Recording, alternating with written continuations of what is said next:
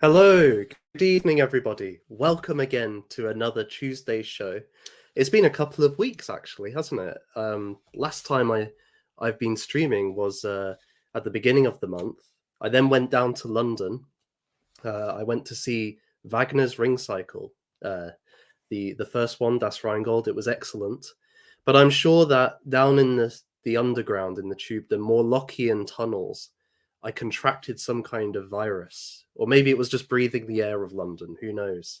And I've been ill for the last couple of weeks. I've not been able to join you. I was just coughing and coughing, and my throat was so sore. So it feels rather nice to be back again. And today we have an absolutely fantastic topic to be discussing. You know, we're sitting around the fireside, just in that title intro, and we're going to be discussing the stories underlying British history, in particular the myths that medieval English and Scottish people told about their origins, and maybe looking at some of the themes within them, some of the illusions, uh, the actual history which maybe is underpinning it, and then also maybe some of the political wrangling which was surrounding some of these stories. And to help me do this, I have a couple of fantastic guests. First, let me introduce our regular on English Restoration, Rupert August. Hello, sir. How are you doing? I'm doing very well. How are you today? I'm doing well, thank you, Rupert. And my question for you this month is, we're looking at origins. So I was wondering, do you have any sense of your origins within the United Kingdom going way back? I can't go amazingly far back, but I do have family in my present county going back 3 or 4 generations, and I think generally speaking, they say as a rule that if your family is that tight knit and you can track that far back, then there's a good chance that you've basically always been there. So pretty stable in terms of location, then. Yeah. About the most immigration that's happened in my family is from south of the county to central.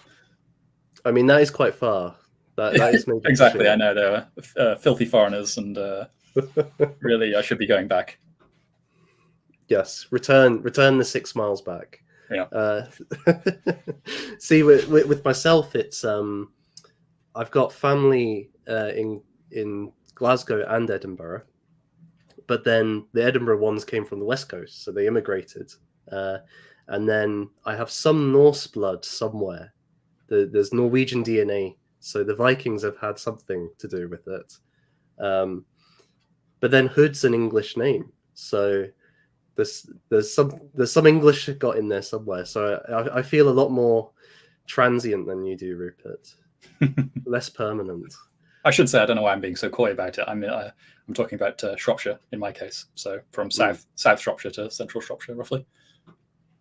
Yes. Well, hopefully you don't go any further away from the south. Yeah, I'm hoping so. Very lovely part of the country.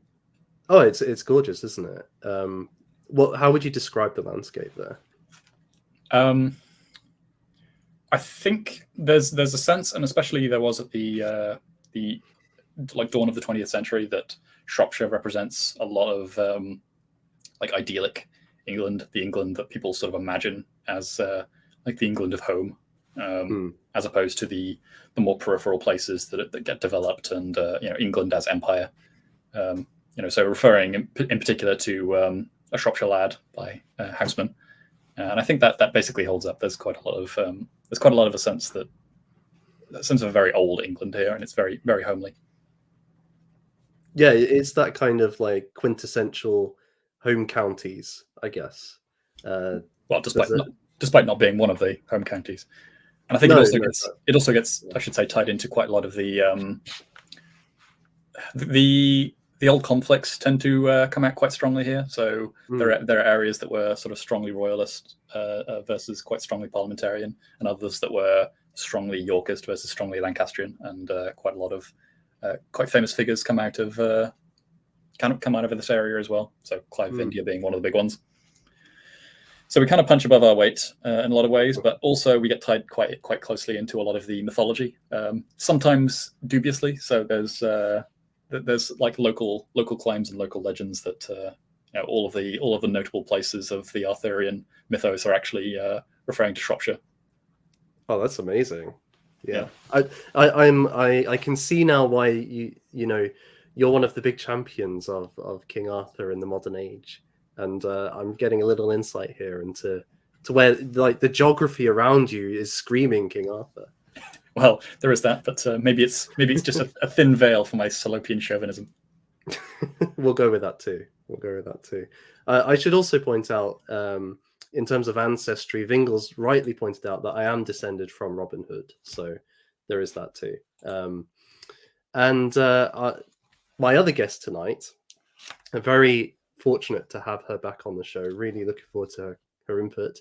We have Justine Brown's Bookshelf. Hello, Justine. How are you doing? Hello. Just pulled up a stool to the fireplace here, warming my hands at the fire. Yes. Have a marshmallow. Indeed. Yeah. And so you've heard our answers about where we've come from. How far back can you trace yourself? Most of my ancestors come from either Dumfries area or Carlingford in Ireland. However, my great grandfather moved out of Scotland. I think the family lost their farm due to the Corn Laws, and they moved into the Yorkshire area. So that's what my father was born in Yorkshire. But as people might have discerned from my accent, or they won't have discerned exactly from my accent, but my mother's family emigrated to Canada, and they're actually most of my mother's side has been old stock Canadians, but they're Irish and English and Scottish background. So the only nation I seem to be missing is Wales. Oh, need to complete the set. Yeah, I need to find a Welsh ancestor somewhere. But it's interesting the Irish Scots connection there of Dumfries and Northern Ireland, because of course during the Middle Ages and early modern period, as far as I understand it, was much easier to cross from Ireland to Scotland because of the sea than it would have been to go from Glasgow to Edinburgh, for example, because that was on the land. So that in itself is a kind of, we see them as distinct countries now, but at that time it was much more one kind of place in a way. But this is something we come across when we're reading about the early history of the of the British Isles, is that the Scots and the Irish seem to be this kind of more or less the same people in many respects, and they go by the same. Now mixed up as to which one calls themselves Scots, and I think it's the Irish are Scots at one point as well. They use that term too. So yes, and when you look on the map, you can kind of see how it's obviously it's an archipelago, but it's an archipelago that is very, very joined together, very closely joined. Yes, lots of clan feuds I remember in history as well, spanning the Irish Sea, and of course there's the famous story of the Giant's Causeway being caused by a Scottish giant throwing a stone at an Irish giant, but not quite getting it quite as far enough. So maybe that says something about they're the same people, but there's that sibling rivalry or something like that. Funnily enough, that's actually a similar story in Shropshire, where one of our larger hills was supposedly created when a nearby giant decided that he didn't like, I cannot remember, unfortunately, which town it was, but didn't like a particular town, so he picked up a load of soil, dirt, with his shovel, and went over to go and destroy it, but sort of got tired part of the way and just dumped it where it was and went back home, and that formed one of the huge hills in the region. Well, as we'll find out tonight, I mean, there were giants there once. So these islands were thickly inhabited by giants, but then they had a civil war and reduced their numbers. Yes. Well, why don't we get into it then? So what we'll do first is we'll kind of go through the chronology, and there's variations on the stories, but we'll just kind of go through maybe some key points in each of them, and we're just going to discuss them. So really, and kind of in chronological order. So we'll start with the story of Albina, and this really begins in Greece. There was a Greek king, and he had 30 daughters, and he decided to marry them off to various princes, kings, etc. And these 30 daughters, in the story, it's interesting the way it's phrased. It's like they didn't want to be ruled over. They wanted to do what they wanted to do, be in charge of their own lives. They had always had their own way with their father, and so they didn't like being having the responsibilities of a queen or a princess to a prince or king. And so they collude together to murder all of their husbands and become rulers in their own right, taking over the kingdoms and dominating. Now, one of the daughters, the youngest daughter, she was reticent about the plan. She was in love with her husband. She also had respected him, honored him, and her father. And so he kind of found this out. He found out that they were planning this and told the king, who was absolutely furious. He was raging, and he had all of the daughters arrested. As a consequence, he handed them over to the magistrates. And the magistrates, recognizing that they're a noble family, didn't want to execute them, felt that was wrong. And so what they decided to do was to exile all the daughters except for the youngest one, who had been faithful and honorable. And so they are sent out on a raft with nothing else but themselves out into the sea. And so at this point, I don't want to. I think that's a natural point where we can kind of discuss the first act of the story. So Justine, Ruperts, take it away. Yeah, I'd like to say it really struck me as, I mean, among other things, a parable of governance. I felt like the sort of like in the Garden of Eden story, we see that the proper kind of structure of authority between male and female is sort of undermined in the story. And the women rebel against the men, and since their kings are, I think the kings are all kings of Greece, so that means that the whole social fabric of Greece will be undermined by this. And then, as a punishment, they're sent out into a ship without an unmoored ship, without a rudder, and without food. So it's like a kind of punishment of the governed, the poorly governed, or the rebellious subjects, who then suffer from what it actually means not to have good government. That's kind of how it struck me. Depending on when this is actually taking place as well, potentially at this point, the king had a much more significant role than we would typically think, because we're used to thinking of kings in terms of being a mainly secular ruler in opposition to other more holy authorities, which was even true in the Greek world late on, but very early on the two roles were combined. And so the king would also be the like lead priest of the city as well, and so it would be something like assassinating both the ruler of the secular ruler of the realm, but also the pope, or the head priest as well. Not only that, but it's also doing so from a position that was implied to be quite sacred in itself. So the idea of marriage being essentially someone, the woman in that case being not necessarily a co-ruler of the like the temple of the city, but like a very sacred position within the city's religion and the city's worship, and then obviously using that power and then bringing it back to attack the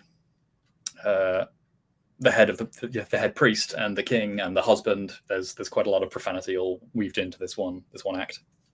The woman is the type of the subject, right? She's like, and she represents proper subject, and in this case, obviously the improper subject. So that's a good point about the religious dimension as well. So it's an unnatural thing that the women in here have done.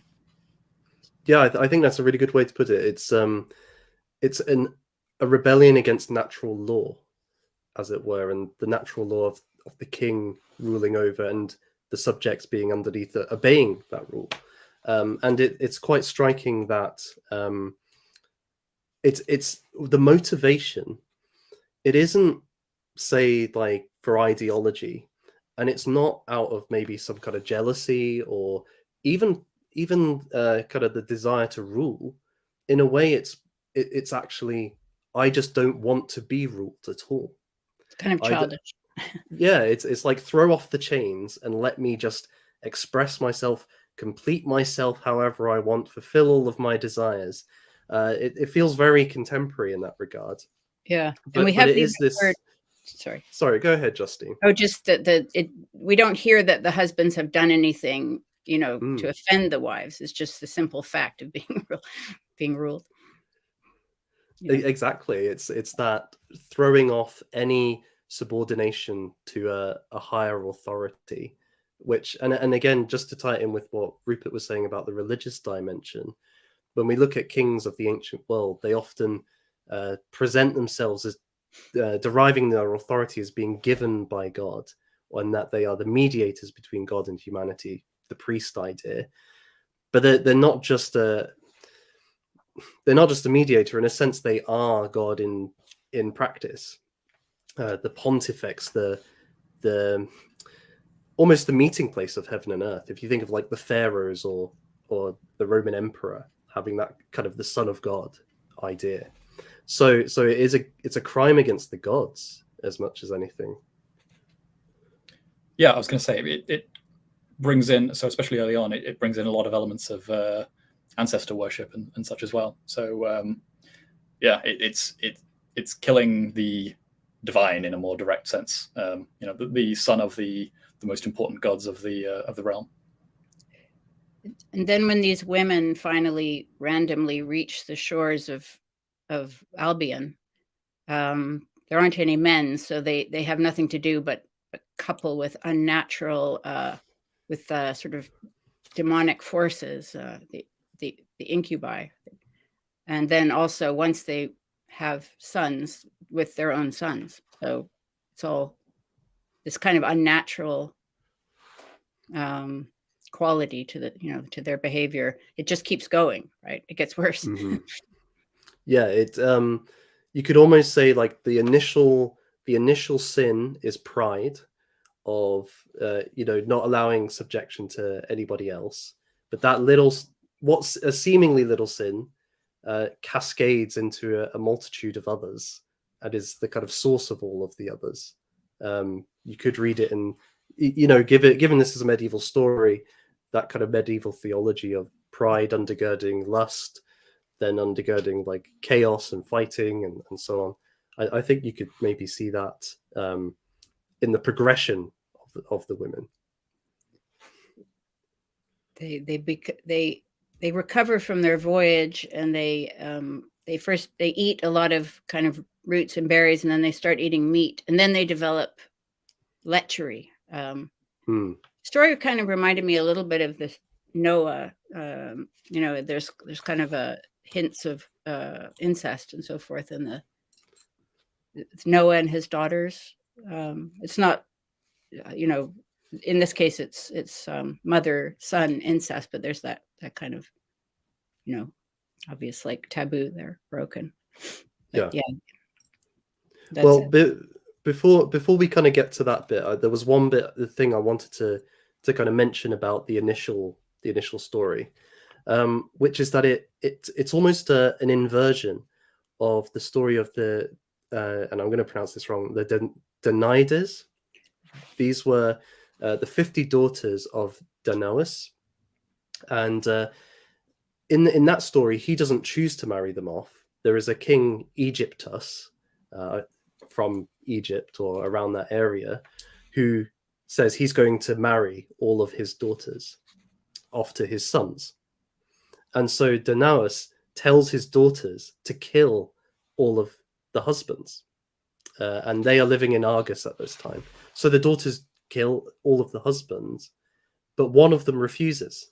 The youngest daughter refuses because she's in love with the husband.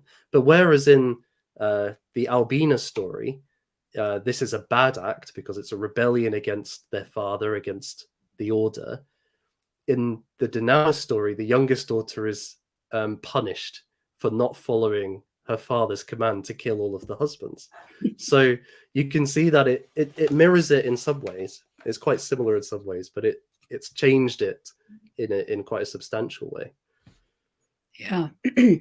I said I was going to bring up King Lear, and now I will. So there's the story reminded me a bit of Lear because of the youngest daughter factor. So you have the bad behavior of the older daughters in Lear, Goneril, and Regan, and then Cordelia, who both she makes Lear angry because she doesn't express her love as fulsomely as he wants, but she's actually the most loyal daughter in the end. So you kind of get both, like with this youngest daughter, where she in Lear, where she, in these two stories, in one version, it's her the youngest daughter is kind of good, it's good what she does. In the other story, it's bad. But the youngest daughter always seems to be the one who stands out. Why do you think the youngest daughter is that role? In both cases, it seems to be a sort of innocence. Yeah. Could you expand on that, Rupert? Not necessarily. Well, so purity. Yeah, a kind of purity, almost like an implied uncorrupted by the world in some ways, because so in the case of the Albina story, the youngest daughter is in love with, like, more genuinely in love with her husband, rather than trying to see how it could advance her materially, or try to get the greatest sort of material advantage out of the situation. And then obviously in the King Lear situation, it's more of just like an honesty, which is a little bit different. I suppose it's not quite the same kind of innocence. It's less implying that she's been uncorrupted by the world, and more just that she has a greater purity of heart. Yeah. It is interesting too, because Lear, Shakespeare sets the Lear story. The Lear story occurs in ancient Britain, isn't it? So it's some parallels here to our tales. Yeah, you could see it as maybe the next generation or so, right? It could be, it's within this kind of world, and I guess like the hostility of the natural environment translates across both, as we'll see. So I think that's part of it too. I guess too that if you look at the Genesis stories, although it might not be daughters, it's the youngest or younger siblings tend to be elevated. So you've got Jacob and Esau. Well, Esau's the older one; he's the natural heir to Isaac, but it is Jacob who is blessed. You then have Jacob's sons, and it is Joseph who is the blessed one. And if you go earlier, Cain is the older brother, but Abel is the one who is faithful to the Lord, and Cain actually ends up murdering him. So there is this kind of pattern going on within the biblical, well, at least in Genesis, and Israel itself characterizes itself as like the weakest sibling amongst all the powers in the Middle East during that period, and yet it has the blessing of the Lord. So that there is, right? Isn't the Benjamin is the youngest son, isn't it? In French, the Benjamin means the youngest son, and I think it actually means that. No. Yeah, so he is after Joseph. Joseph goes missing, and then Jacob has another son in Benjamin. But then you also have David as well. David becomes king, although he's the youngest son. So there's this pattern, roughly speaking, I think I have some kind of rough thoughts on this idea, but I think part of it is if through showing that the weakest rising to the top because God has blessed them, you're demonstrating that all power derives from the divine, or from kind of the transcendent realm. Because if the weakest are in power, even though naturally they wouldn't be, then by extension the strong are only in power because the divine has kind of allowed that at that time. So it kind of demonstrates to the strongest, oh wait, your power doesn't actually rest on you; it also rests on God. And so I do wonder whether, even if that's not the thrust of the Albina story, that kind of idea might be in play somewhere. But then again, that's not so clear cut either, because comparing against the traditions of most of the classical religions, as far as I've been able to read on it, they also put like this kind of dynamic in play where succession and divine favor are a product of a purely mechanical, an almost purely mechanical process, but it's a direct transmission to the eldest son, and that's not something that is necessarily chosen by the gods most of the time. It's just a purely mechanical process that just like this is just how the spiritual realm works, and how the succession of leadership in worship is conducted. So both are kind of making the same point that the powers predominantly derive from the spiritual realm, but they're just sort of doing so in a different way. I guess in the case of the younger son, it's implying that there's more to differentiate people by character, and or that you can appeal to the spiritual authority, whereas in the more classical paganism, it's just something that happens, and you merely take your place and perform your role as you're sort of born to do. That makes sense. So let us move forward to the arrival Justine's already alluded to some of what happens. Jumped ahead.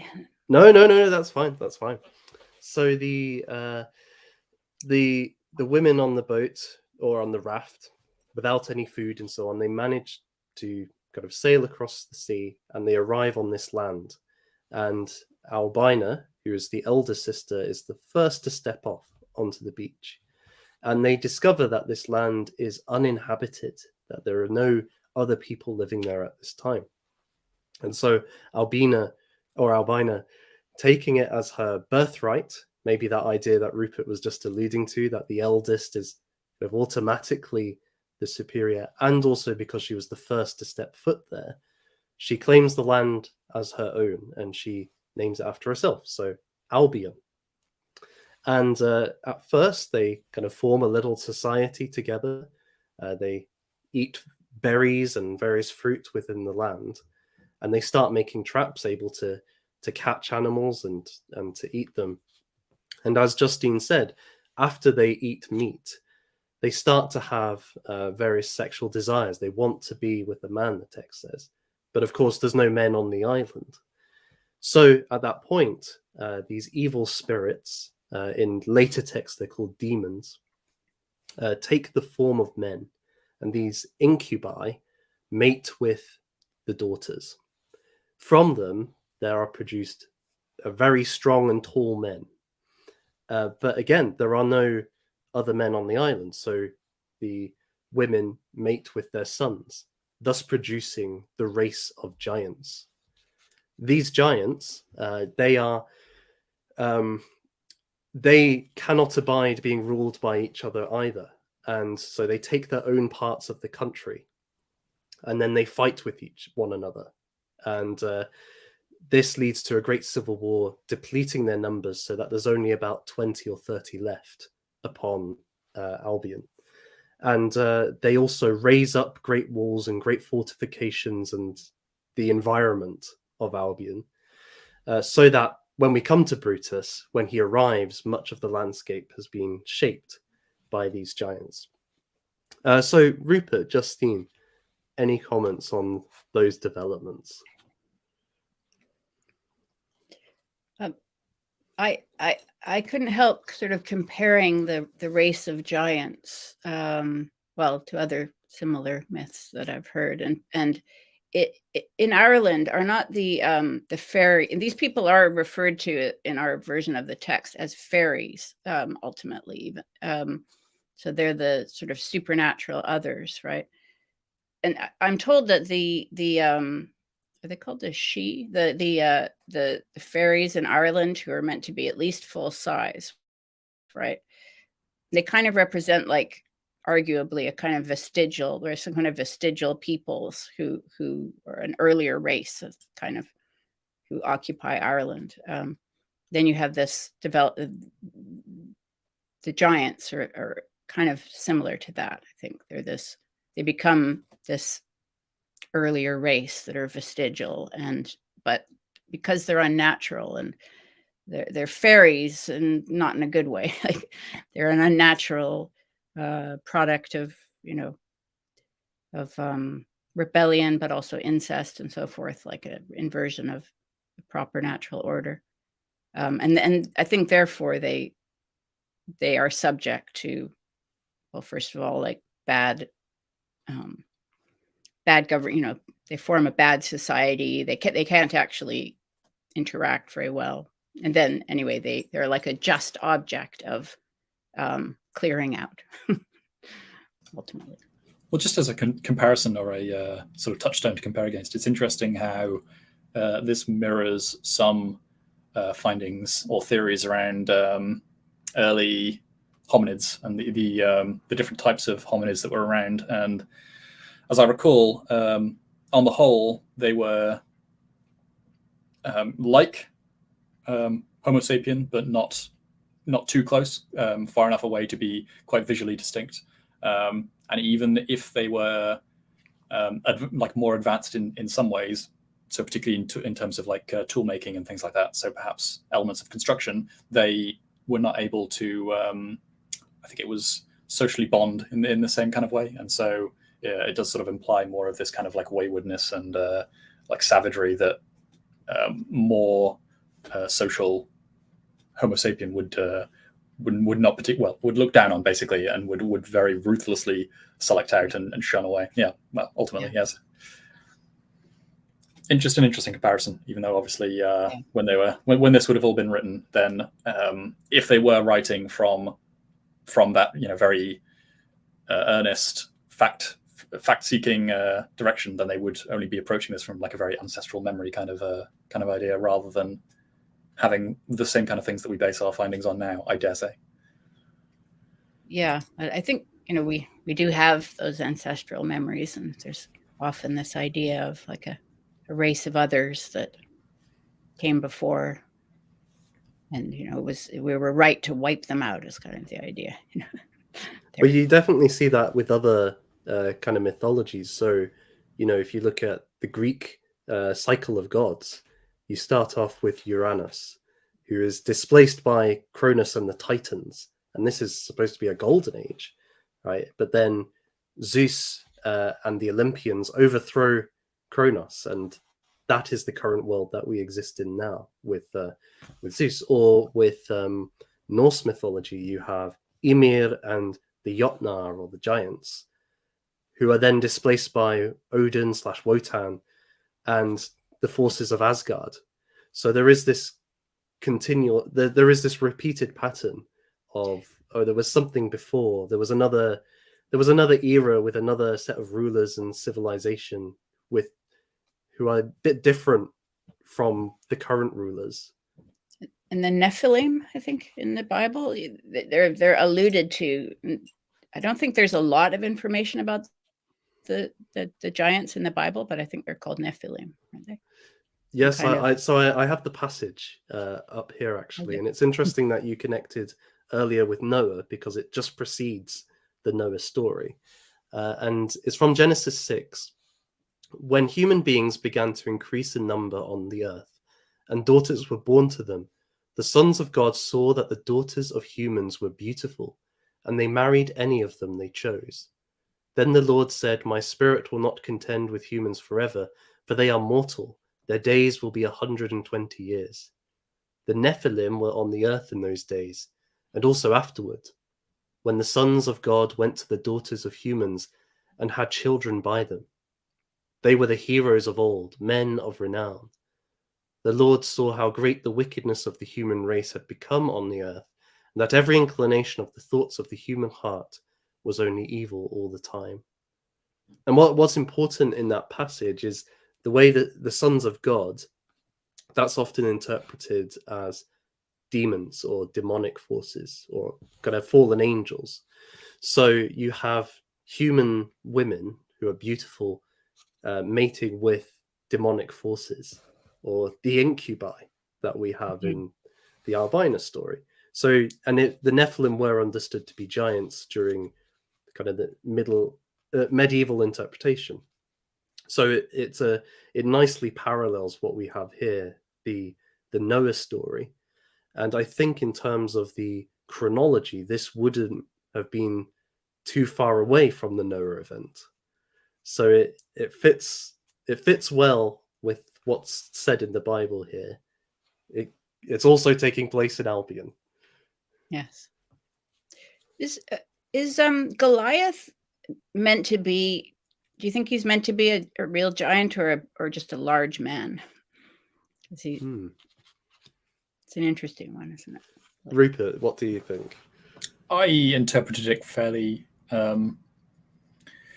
straightforwardly. Well, that story in particular, just as a sort of champion, which disproportionately would be someone who is quite large usually, because it's often underestimated how much of an advantage just being bigger than the other guy is in warfare, especially hand-to-hand warfare.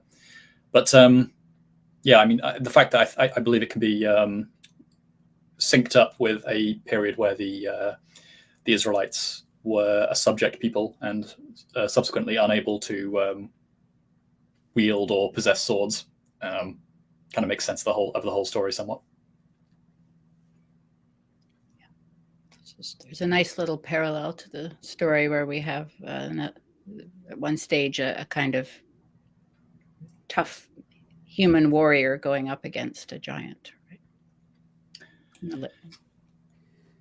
Later on. Yeah, definitely. But it does also bring to mind sort of the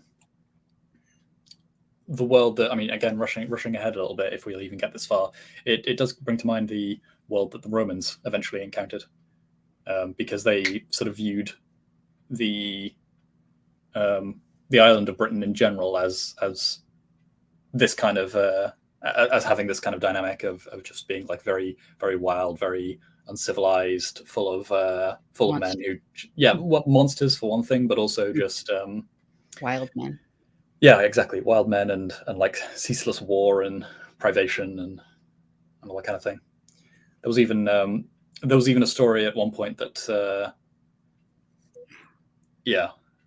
So there's actually one. Basically, I've heard it said elsewhere. I can't remember where exactly, that when you hear accounts or when you picture what a barbarian is like in terms of all the body paint and fighting half naked and all that kind of thing, then that was essentially what the Britons were, because they were barbarians to the Celts, like the continental Gauls and wider Celts, because the continental Celts had to deal with civilized peoples, and so they developed things like hoplites warfare and like armor and whatever. But the Britons didn't really have those same kinds of pressures, and so warfare was much more ceremonial, and so they could do all of this kind of like fancy body painting and things, and do champion fights, and fighting with chariots, several hundred years after that had gone out of fashion, all that kind of thing. Yeah, I think they were that Julius Caesar, was he not sort of rather put off by them the first time? Well, I mean, yeah. There's an argument that that's the entire reason why he goes in the first place, is because it's it's the equivalent of going and conquering hell, and being able to go back to Rome and say, yes, I went to the underworld, and I came back having planted a Roman flag there. Yeah. So we were touching on earlier how this tradition that we're discussing right now, which is British people imagining their origins, or like going back somewhat mentally and kind of constructing an origin story. There's an interesting parallel with how when the Romans themselves, before they invaded and after they invaded and after they came back and invaded again, how they imagined Britain as this liminal territory between life and death, between dreaming and waking, where unknown and monstrous, and also in some of the descriptions, the barbarians have unnatural practices, like they share their women in common. For I don't know if that, I doubt that's true actually, but but that's the sort of thing that the Romans would accuse them of. As late as the Franks, the era of the Franks, there was supposedly some areas in modern day Normandy, that kind of area, that were exempt from regular taxes because the sort of service that they paid to the kings, like the Frankish kings, was to ferry the dead across, as though the English Channel were the River Styx. Oh wow, that's a great item. Well, no, I guess that connects very well with the charges of incest that we have here. So you have that association. And then the giants themselves. So the leader of the giants, Gog Magog, this name comes from the Bible in various places. In the Old Testament, it refers to tribes that were opposed to the Israelites. But in the New Testament, in the book of Revelation, Gog and Magog are, it seems like they're figures who will rise at the last battle on helping Satan to fight against Christ's army. But then there's so they're reinforcing the demonic connection here. But then there's another source or set of sources to do with the life of Alexander, which are quite interesting here. Many of these are written during the same period as these texts are written. And in the origin of that kind of connection is these tribes. Alexander famously built these iron gates to keep them out of his kingdom, these kind of feral, barbaric tribes. But Thomas de Kent's characterization of this story is that they were cave dwellers who were cannibals. And this kind of stuck after this point. So you have this illusion that these warlike, feral, outside of civilization peoples are not just this product of demonic copulation, not just of incest, but they're also eating human beings. And if you think of giants in Old English poetry like Grendel, this monster on the outside who comes in and ravages Heorot, eating men in that place and has to be slain by Beowulf to protect the kingdom. That idea is there, the harsh outer wilds, the place where humans can't exist, devours us. I think you know what you were both saying about how the Romans saw Britain seems to be mapped on here again with this idea of the giant capturing that, and Gog Magog in particular. Yeah, there's an argument that accusations of cannibalism are, well, they're not all wrong, I don't think, but I think there is an argument that it's something we attribute to enemies to dehumanize them. You know, the terrible stories that we hear, or and even like right up to World War I. I don't know if we accused the Germans of cannibalism exactly, but we certainly accused them of horrific, unnatural crimes.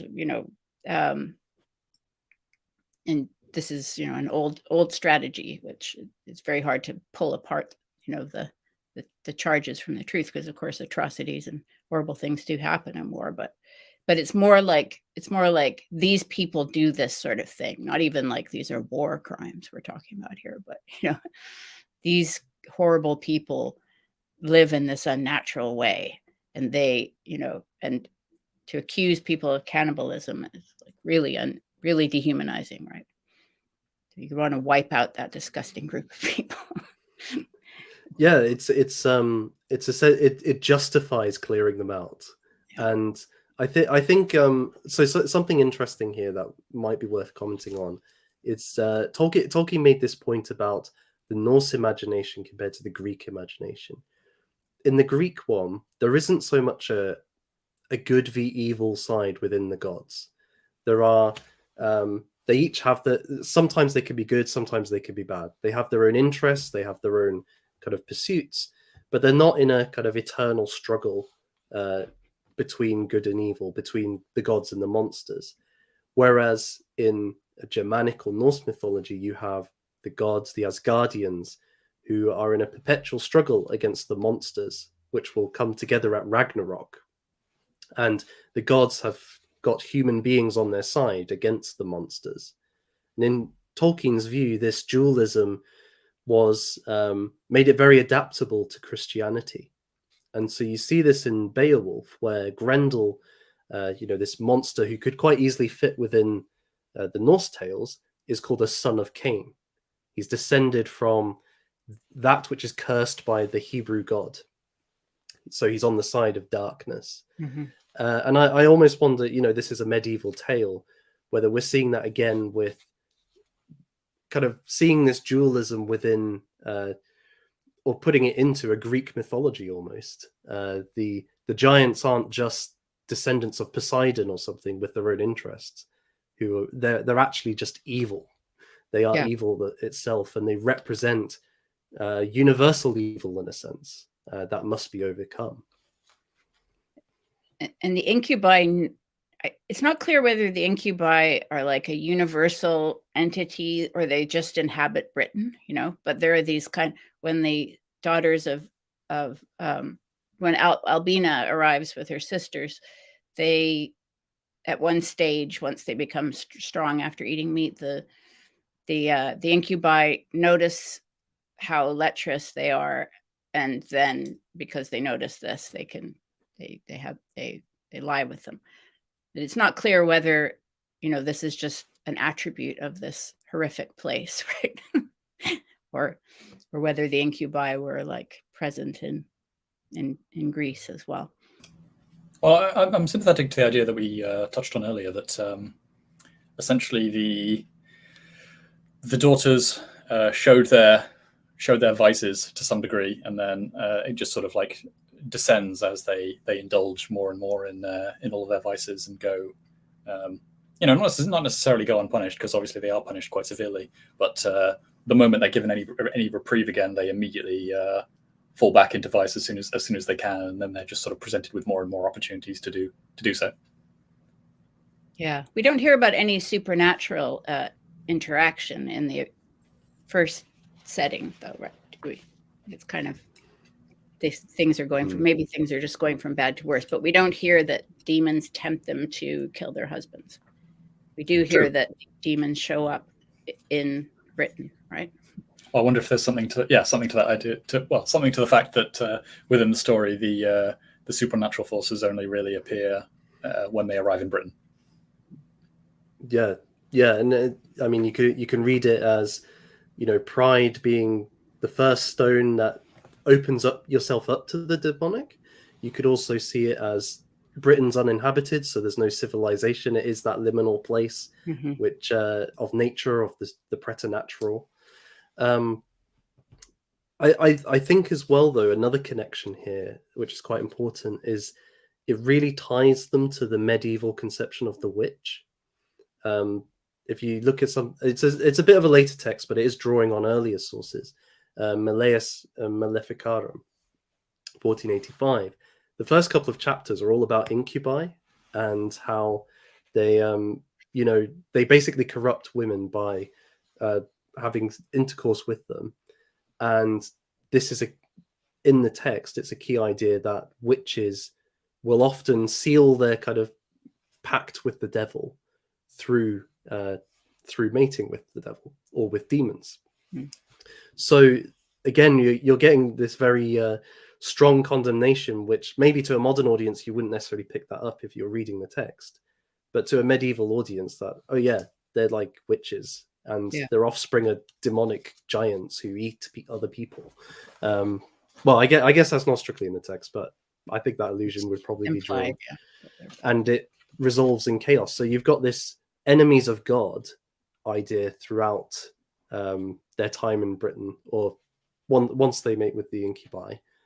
And this is what society looks like if we don't follow the natural law, if we don't follow God's law or plan with civilization and good governance. You end up with this thing where chaos and brutality when you don't have good governance in accordance with God's law. I like how the giants also can't they can't live in groups. They can't live together. They can't sort of have a proper society.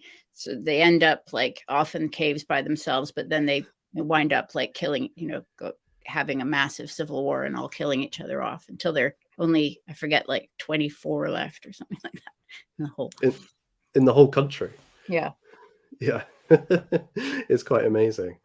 But I guess that is this, we today, how to put it, I would almost say like this, the spirit of the witch, the spirit of the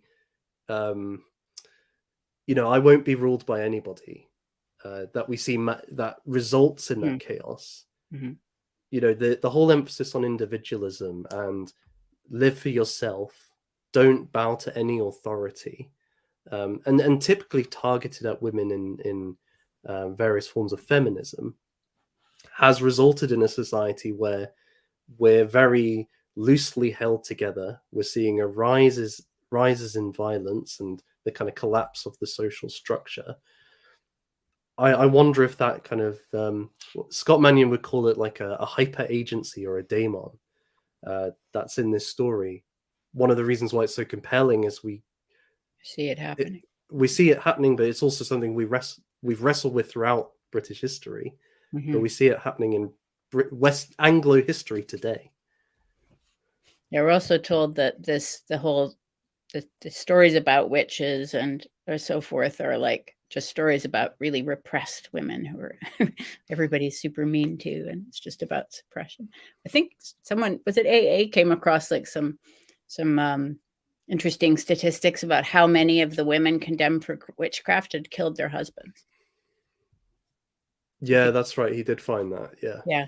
It's quite interesting. Like that there was actually a criminal charge against them. It wasn't just, that lady has a wart on her nose or whatever, right? It's more, it was more, but, back to the killing of husbands theme. Killing of husbands is, that is a fairly, poisoning your husband, I guess that would be the ultimate like witchy starter. Maybe. Yes. Yeah. Is there anything either of you wanted to kind of bring into this before we move on to Brutus of Troy? No, I think that's pretty much it on my end. I'm sure we'll be able to weave it back in places. We can come back if we need to. Okay, Justine. No, I think I'm ready to hear about Brutus. Okay. So, I guess the story of Brutus actually begins much earlier with the Iliad, and I'm not going to recite the whole Iliad. Don't worry, folks. But Virgil's Aeneid. There's this character Aeneas who escapes the fall of Troy, and he ends up in kind of settling his people in Rome at the end of the story. And Brutus is a descendant of Aeneas.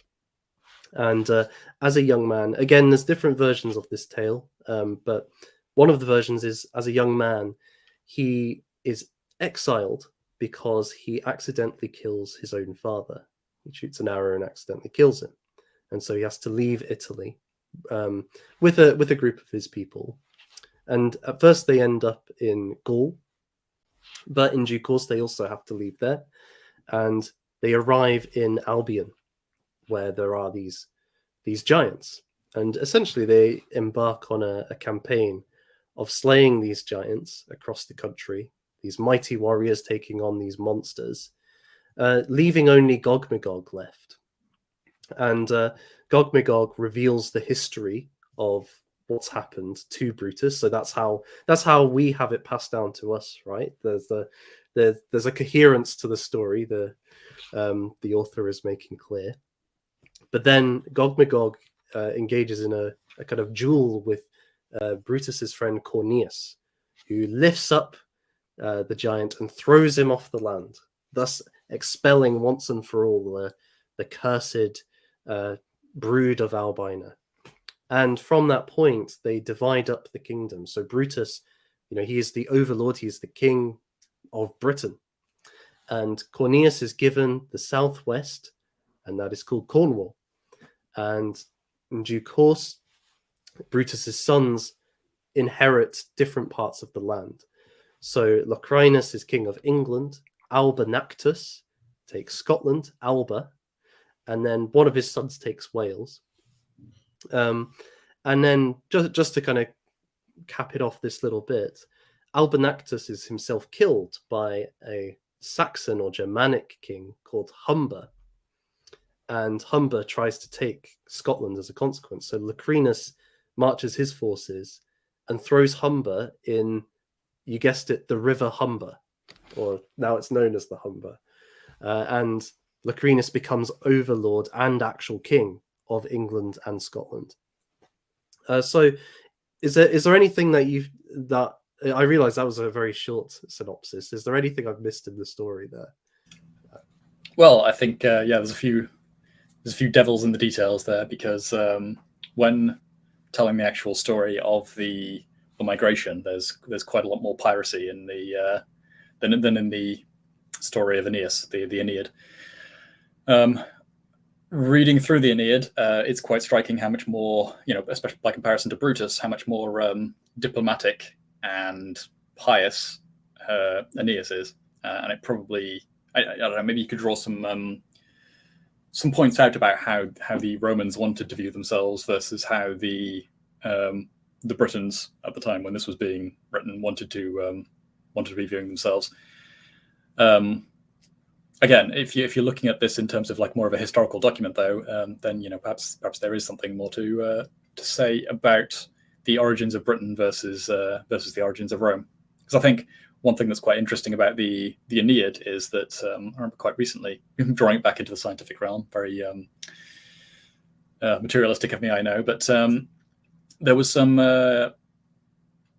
DNA, like some genetic tests done on some early Romans from, I can't remember if it was Alba Longa or Rome itself, but they found that there was actually some Greek Asia Minor Greek DNA. And so the idea that the Romans were themselves descended from Trojan refugees is given some credence by that finding.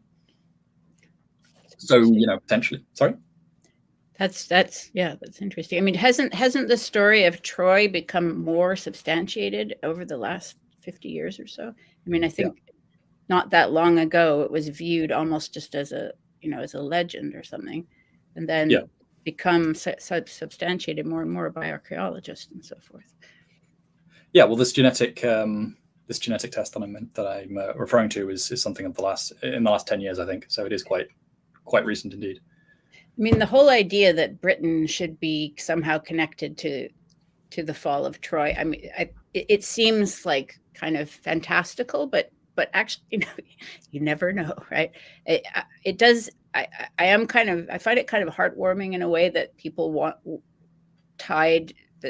British people wanted to tie themselves into that story, that foundational story, which is, such a foundational story for the whole West, the Iliad and the Odyssey. And there are, I would note that there are parallels to the Odyssey in the story. For example, don't they tangle with sirens at one stage when it's just like a passing reference, but there's at one point the ship, I think, is surrounded by sirens, which are the kind of half woman, half usually fish, but sometimes bird. Seductive creatures. They're just kind of passing references to these things. So there are competing accounts of the word Britain. It seems like what this story offers us the idea that Britain comes from Brutus of Troy. I think there are some other possible accounts, but it's a very sort of attractive idea. Yeah, it is. I mean, it would be quite nice if we could find the same kind of smoking gun that's been found in the case of the Romans, but I don't know. I guess I'm a little bit more skeptical about the idea that we'll find something like that to confirm it. But I mean, there's definitely something of the idea of, and I think this is probably how it's been more commonly thought of, is trying to tie like British civilization into that like core Western, like, you know, that core pillar of Western canon, and you know, kind of saying we are also the descendants of classical civilization, and this is also our inheritance. Mm-hmm. In like more of a cultural sense, perhaps. But yeah, it's certainly not impossible. And we certainly are in terms of the saints who came out of late classical civilization. We have many saints, such as Augustine, who came to Britain and tied us into that tradition. It would be interesting to do a stream maybe on those different patron saints, and also just some of the famous saints of the British Isles. Well, of course, St. George as well. You know, patron saint of England is based in Asia Minor in some versions, or in Eastern Europe. So it's coming from that part of the world. These stories, I think as well. There's maybe a couple of other things. So one is a very literal thing, which is that if you take the Garden of Eden as a literal beginning of humanity, you need to find a way to explain how human beings ended up in Britain at some point. And they can't have been there at the same time as the Garden of Eden. So this provides a historical journey from the Garden of Eden in the Middle East, moving from Persia to Troy, and then through Rome to Britain. So that's one way you can understand this. And then I think another aspect is that the connecting it with Troy also connects it with what we've kind of been talking about before, with there's a prior golden age, and we no longer live in that. We are the descendants of it. We carry on, and we have something of it, but we're trying to get back to that, or we're trying to reclaim it. It's been destroyed, and we are exiled from that. And maybe at a deeper metaphysical level, you know, Evola talks about this idea in classical civilization of solar man or solar individuals who, how to put it, they have the sense of divinity emanates from themselves, so outwards it produces its own light. So they're looking within, and thus there's this kind of static perfection once it's achieved. Whereas when you move forward in time, and certainly the medieval era would fit with what he calls the lunar individual or culture, which is searching for the divine. It doesn't have it within itself. So the Grail quest, for example, the knights heading out, searching for the Holy Grail so that they can be initiated into divinity.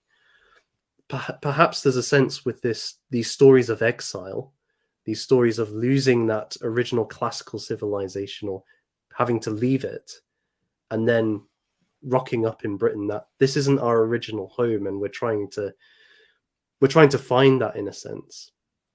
And we've made our bed here, but in a sense we're not where we were, I guess is what I'm trying to say. So I wonder if that migratory feeling contributes to that lunar conception, and Faustian conception as well. And I think this is quite striking about Anglo culture, in that its people could live almost anywhere in the world at some point or another. That there's a sense in which any land is, as long as it can be conquered, as long as it can be made our own, can be our place. We can settle there, and I think that's quite a unique contribution or aspect. So Justine, go ahead. You can see me straining at as a colonial. I can say that there is a kind of lunar quality to colonial Anglo civilization, and that but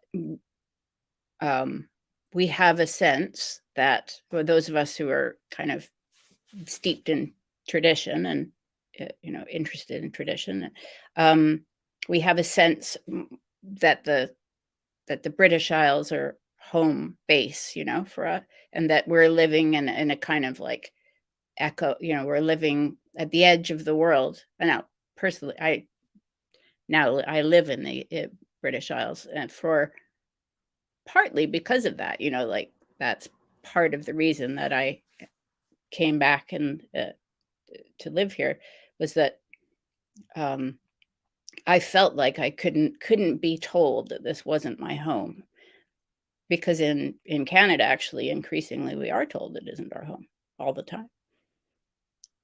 We're constantly being reminded that it's not our home. And yet, of course,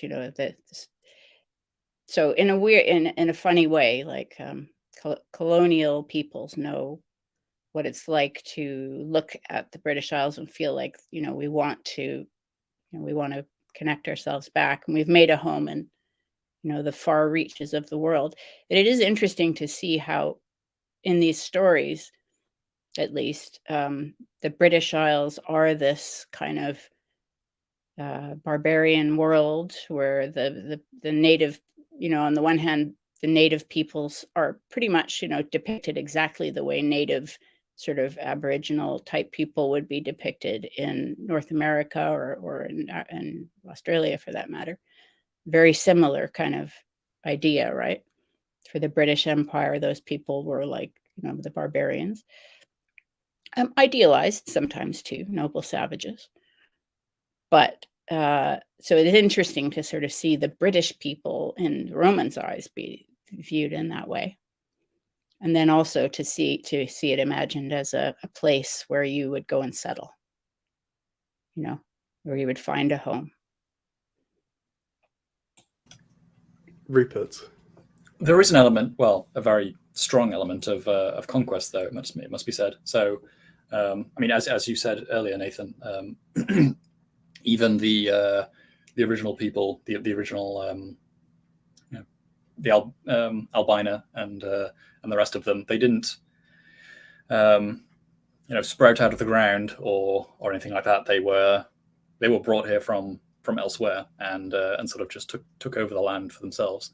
And then when Brutus arrives much later, he's conquering it. And then, to jump ahead even further than that, the Romans and then the Anglo-Saxons all sort of conquer it in turn. And I noticed that elsewhere in the story of Brutus, there are constant considerations of, on the one hand, conquest, that the conquest runs through the whole thing, and going from place to place, and plundering along many coasts, but also sort of like fighting larger scale invasions in Aquitaine in particular. But there's always the consideration of, can we actually hold this? And then Britain just happens to be the place where they first arrive, and they decide, not only, yes, we can conquer this, but yes, we can also actually hold it and we can keep it.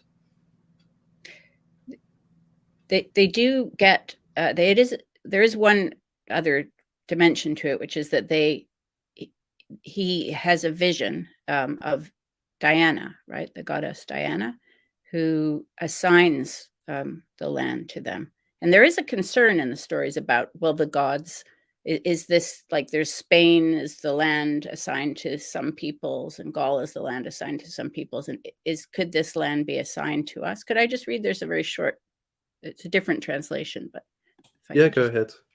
She says, she addresses him in a dream. Brute, past the realms of Gaul, beneath the sunset, lieth an island, girt about by ocean, guarded by ocean, erst the haunt of giants, desert of late, and meet for this thy people. Seek it, for there is thine abode forever. There by thy sons again shall Troy be builded. There of thy blood shall kings be born hereafter, sovereign in every land the wide world over. So she kind of, there's this invitation to go there. But then the last line is kind of interesting, that will be the place for kings who will be sovereign in every land, the wide world over. So it actually seems like a prophecy almost of the colonialism we were just discussing. Yeah, well, a prophecy that subsequently came true, albeit about, 600 plus years after the prophecy was actually made. So it's not something that is being prophesied that then takes place at the time of writing. It's quite far from that. But in fact, I think even much of the 100 Years' War that was being waged a little bit after the writing was almost, I almost saw as prophesied by the invasion of Aquitaine, and it's more of a tenuous stretch, but the link with the Galatians as well, and trying to originally settle in La Coruna. Yeah, so there is this kind of it's not just looking to the past, it's actually shaping or attempting to shape the people who are reading this text and give them a sense of where Britain is, or England is going in the future, in terms of its place on the world stage in quite a bold way. And Rupert. Well, even the route that they take, so from Greece through the Mediterranean, out the Strait of Gibraltar, and then sort of up the coast to Britain. That's a journey that is repeated, in the reverse direction a good number of times to very various and curious degrees of success. Obviously, Gallipoli being one of the times where it's a bit more ignominious, but during the Crusades, the same route was taken, or earlier still, and a little bit before the time of writing, the Anglo-Saxons that were being driven out and into their exile, first to Byzantium and then on to Nova Anglia in southern Crimea. Again, as refugees, though, but again as almost like a piratical band who are sort of like a roving army that are just sort of like looking for a place to resettle their roots and try to find something new. Do we know how long that Nova Anglia survived as a distinct community? I believe the last known reference to it, or the last known allusion to it, is sometime in the possibly as late as the 16th century, something like that. Wow. So it goes for a good few hundred years. Wow, that's amazing. Yeah, it's a fairly long period, and just on that idea of refugees, I think Tom Shippey, in his recent book on the Viking mindset, which is absolutely fantastic, he makes this point that so Viking just means pirate, right? It's not the same as Norse. There are Norse people who are Vikings, but the Saxons, in his view, were the Vikings before the Vikings, as it were. And several of these raiders are themselves from tribes who have been destroyed or pushed out of their land, and so end up in England. So you have this same pattern again, very similar to the Brutus kind of story of these people who are having to migrate, who are raiders, are military, and then end up settling in Britain. So it is a way to tie in various strands of British history, or the various groups who arrived in Britain can kind of bind into this story. And I guess at this period, it is about trying to forge an English national identity, which could incorporate all of these different influences. So you've got the classical, but you've also got this kind of exile thing, which could span multiple groups. Well, again, notably, it's quite a militaristic vision of the mythological origins, and it kind of ties into a lot of the same kinds of strains that are making up English identity later, when it's in its ethnogenesis stage under the policies of Edward III and a lot of what he was doing, because he emphasizes, and to a slightly lesser extent Edward I, I think, as well, emphasizes a lot of the Arthurian legend as well, and the militaristic components there. But also it's under, I believe, Edward III that St. George is made the patron saint of England as a deliberately militaristic warrior saint, as opposed to the previous patron saint, which I believe was Edward the Confessor, I want to say. Much more of a peaceful figure. Mm-hmm. Oh, was Edward the Confessor actually the patron saint? I think it might have been him. I would have to double check and make sure. But yes, I believe it was an Anglo-Saxon patron saint before that. Saint Edmund the Confessor. Saint Edmund. Okay. Yes. He was a martyred Anglo-Saxon. Yeah. And maybe that's a good point to transition towards the history, which will allow us to discuss the Scottish origin myth as well. Because I think I'm aware that time's pressing on, and I think the politics is quite important here regarding the origin of these stories. So the Brutus story itself is written by Geoffrey of Monmouth, and within that story we don't have the Albina kind of backstory or background. We're only given a little bit about the giants are here, that they were on this land, and Gog Magog fights Corneus, but there isn't the kind of origin of the giants. And this Geoffrey's writing, I believe, in the 12th century. But Edward I, he takes an interest in this, as we'll see why, because in 1286, the King of Scotland, Alexander III, passed away. He went actually riding out in a storm, half drunk, trying to go and see his lover, I believe, and he fell off his horse in the middle of the storm by himself, and they found him in the morning. So that wasn't very good for Scotland, and his only kind of direct descendant was Princess Margaret, who was just an infant at the time, and she was in Norway because of her mother's side being connected to the Norwegian royal family.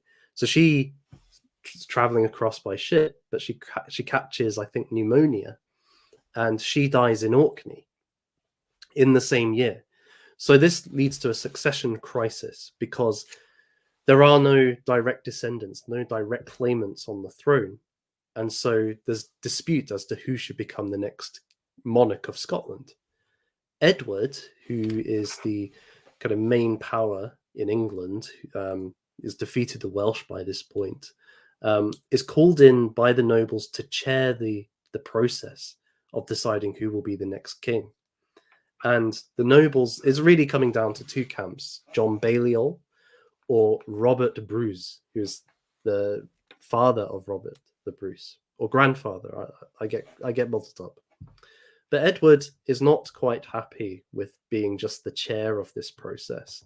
He believes that he should be overlord of Scotland. That is, you have, if we go back to the Brutus story, you have his son Locrinus, who's the eldest son, King of England, but he is also the feudal superior to the King of Scotland and to the King of Wales.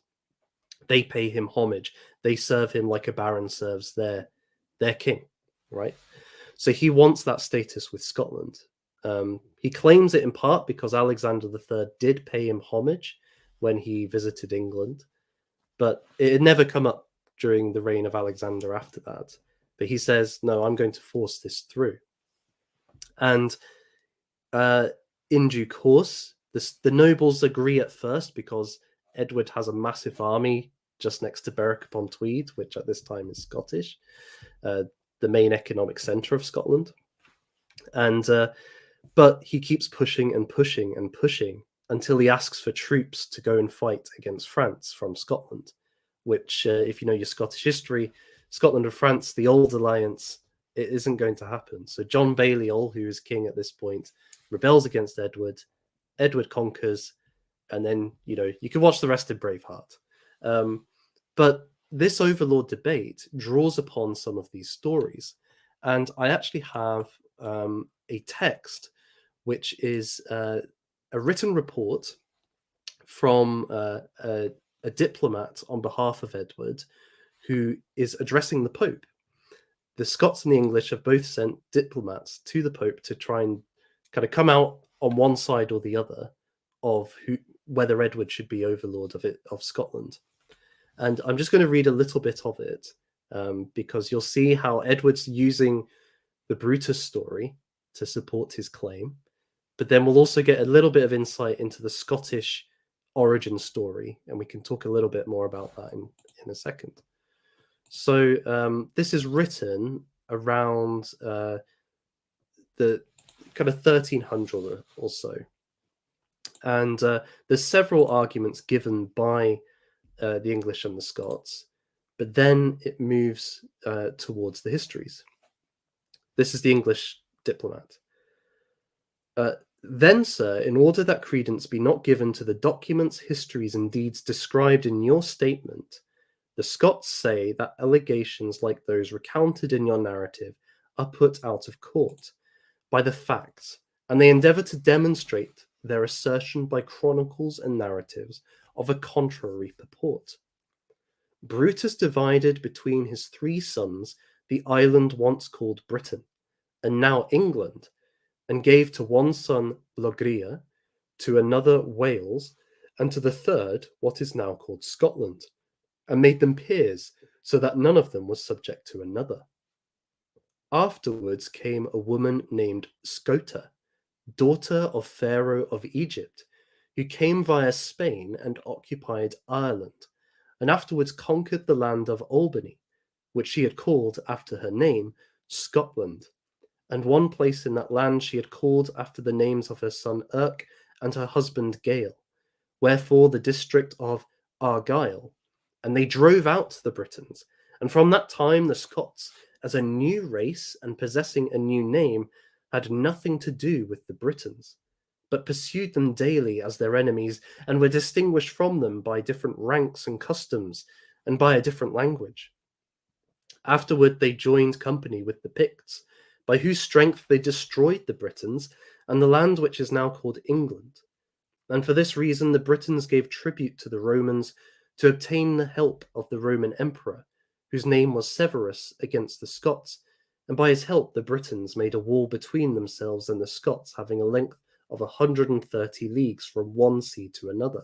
This is Hadrian's Wall. But they do not deny that King Arthur, by his prowess, conquered Denmark, France, Norway, and also Scotland, and held them until he and Mordred were slain in battle. And from that time the realm of Scotland returned to its free status.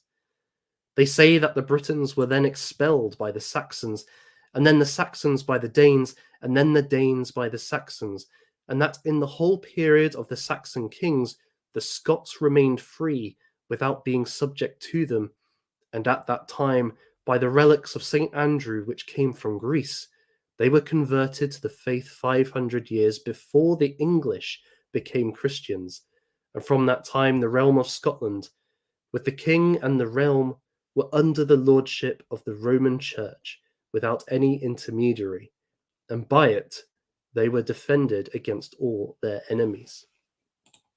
So you can see that they are acknowledging, inferred in this, we can infer from this story that Edward is saying, I am in direct succession to Brutus of Troy, who was the overlord of Scotland. I am the direct descendant, or in the line of succession, to King Arthur, who was overlord of Scotland. Therefore, I should be overlord of Scotland. And the Scots have their own origin story, slightly varies in different accounts, but essentially that they are not, this story doesn't hold true, that Brutus wasn't the overlord, but more to the point, even if he was, and became a new kingdom. Rupert, go ahead. Oh, sorry, I was just going to say that we lost you for a second there. Oh, did you? Oh, sorry. Well, anyway, I've kind of finished my point. So, Rupert and Justine, do you want to come in there? I mean, you laid out most of it quite expertly. The only thing I might add is that I was going to bring up the King Arthur connection as well, but as far as I recall, Scotland was not so much conquered as brought in by marriage, but that's probably a difference in version of the story.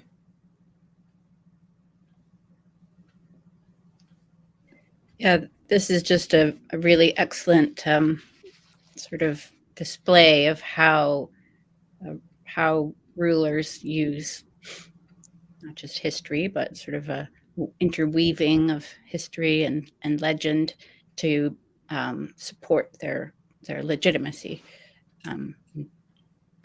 We see this with later on. We see Arthur used in a similar way with the Tudors, who,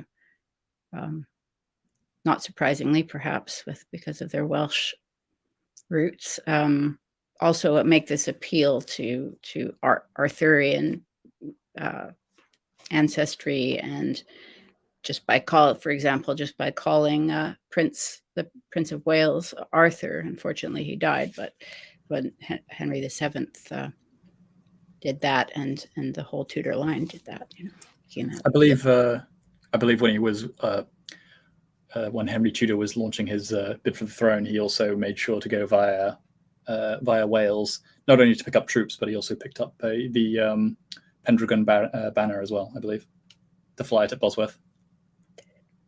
Yes, and I think they had him, Arthur, baptized at, I'm going to get this wrong, which cathedral? Could it be Winchester Cathedral? That it was at the time, it was believed to be,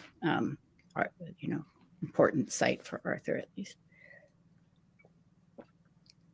Yeah, I'm not sure of that detail, I'm afraid. But there's something very, because Arthur is, British, and he and his reign, let's say, even if it's a mythical reign, kind of crosses the national borders within Britain. He's an obvious and such a powerful kind of mythos as well, that he's an obvious person to go to.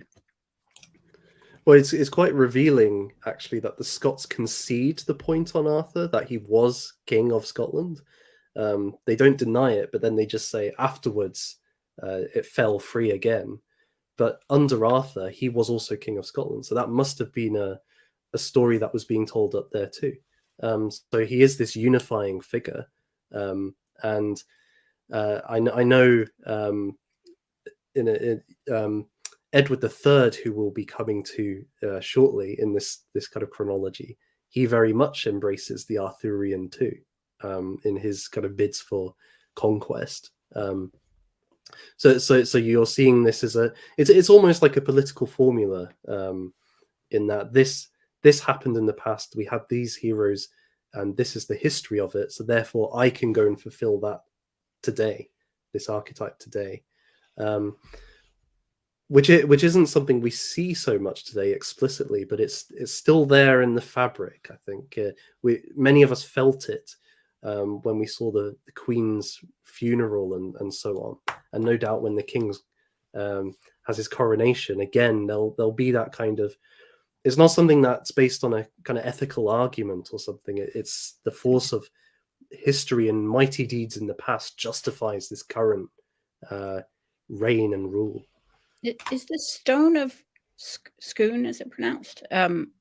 Is that? I mean, it's a kind of, it's meant to be a sort of throne, right? Or kind of like it does have these. It's the kind of Excalibur type associations when you read about it. But it wasn't taken away by which Edward? It was it Edward the First? First. He took it to Westminster Abbey, right? Yes, and so this actually ties in with the Scottish origin story. So I might just give a very brief synopsis of that. And again, there's various different versions. We heard one version kind of alluded to there, but essentially the Scots trace their lineage back to Scota, who is the daughter of an Egyptian pharaoh who married, depends on the version, but a Scythian nobleman who was an expert in languages.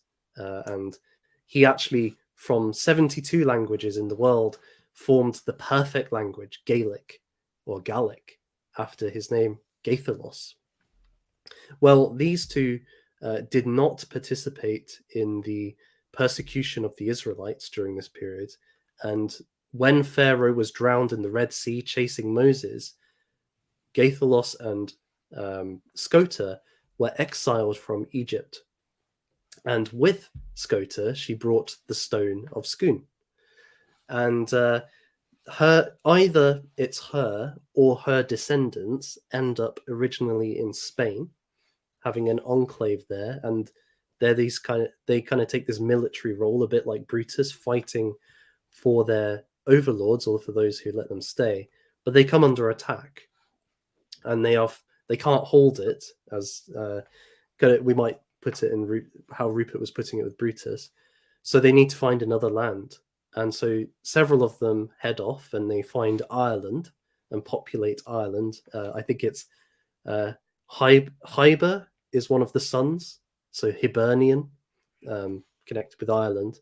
But then after more persecution of the Spanish enclave, more of them head off to Scotland.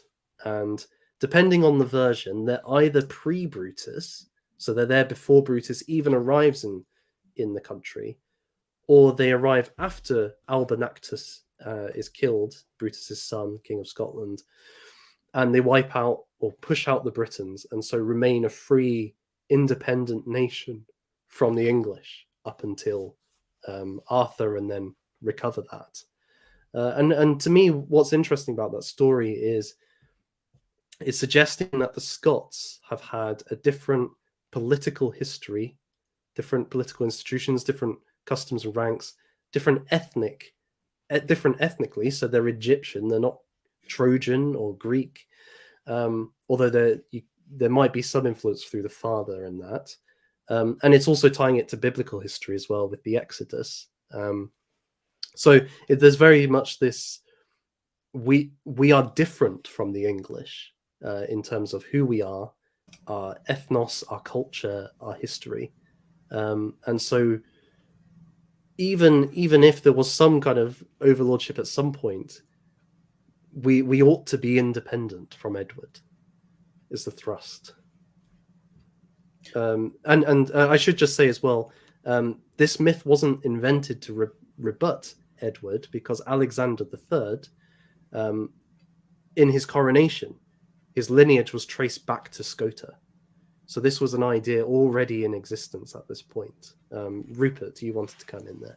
Yeah, I was going to say that it's also quite curious to tie Scotland much more closely to Ireland. That's something that sort of stuck out to me, especially given sort of later history. I mean, the English influence on Ireland was probably greater in a political sense, but it's sort of gone on to have more of a, well, there's gone on to be sort of more ties, more cultural ties there, and ethnic ties between Ireland and Scotland, which is, I don't know, very, very curious to me that that's being traced into mythology all the way back all the way back that far. I believe Fergus is meant to be a direct descendant of Scota, right? Fergus, the mythical, isn't he counted as the first king of Scotland, Fergus? In the I know that when the Stuarts, like for example, when James II commissioned a series of paintings for Holyrood Palace, I believe the first person is Fergus. Like a lot of the paintings represent legendary kings, and then it's kind of like a physical version of the role of the recital that happens when a king of Scotland is crowned. So I think Charles II was the last person to be crowned king of Scotland in Scotland, if I'm not mistaken. And at that, there was this recital from Fergus all the way up to him. So it's like they call off the names of the kings. Yes, though I believe there was so I may be wrong on this, but the ultimate, I guess you could say, like footprint that this leaves on Scottish identity is not so significant to the Anglo-Saxon footprint that's left on, especially Lowland Scots, to my understanding. And I would just draw a comparison then against the Irish invasion into, I think it was southwestern Wales, which doesn't seem to have had anywhere near the same impact. It's almost forgotten. Well, so it's just a curious comparison to me. Well, certainly, and I think there's two things there. So one is the Scots themselves in history were originally an Irish tribe who emigrated to Scotland. So this connection with the west coast of Scotland and Ireland, the Gaelic country, you might say, that's definitely there, or a strong thing. But what's important there is, you're right in terms of the Anglo-Saxons. When Northumberland was actually two kingdoms originally, but becomes one kingdom under the Anglo-Saxons, but it extends all the way up to Edinburgh. So it goes really far. It's not where the border is today. It's actually well into lowland Scotland. And that territory was contested between England and Scotland for several centuries.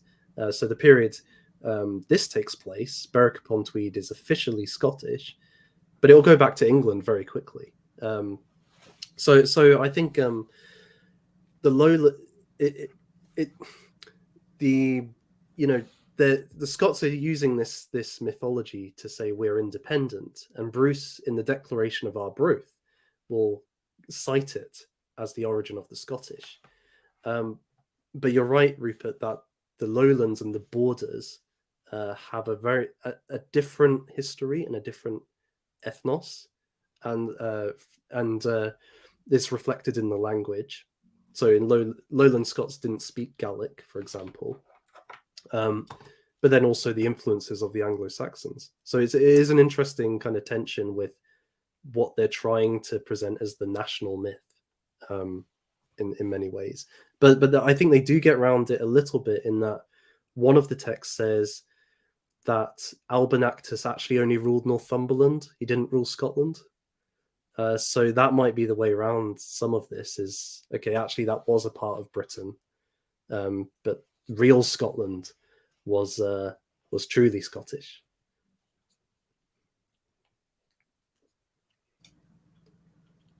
Yeah, it's all very very curious how this all comes into play politically. Well, there's a further development to it. So bringing us back round to the Albina story. So this is a text which emerges in the 1330s under Edward III's reign.